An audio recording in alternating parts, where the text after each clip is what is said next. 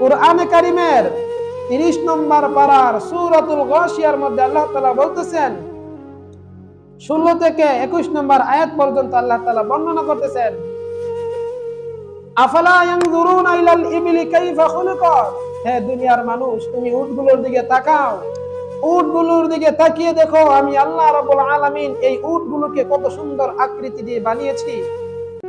এই যে আমরা উটগুলো দেখি, এই উটগুলো এরকম অদ্ভুত ধরনের এক প্রাণী, যেই উটগুলো মরুভূমিতে বসবাস করে।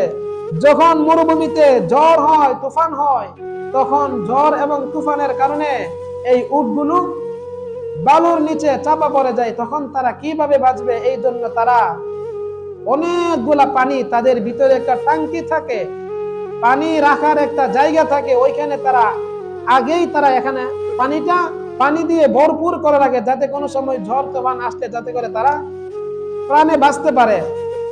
তো আল্লাহ তাআলা বলতেছেন, আফালা ইয়ানজুরুনা ইলাল ইবলি কাইফা খুলিকাত। হে দুনিয়ার মানুষ, তোমরা উটগুলোর দিকে তাকাও, উটগুলোর দিকে তাকিয়ে দেখো কাইফা খুলিকাত, আমি আল্লাহ তাআলা কিভাবে উটগুলোকে বানিয়েছি।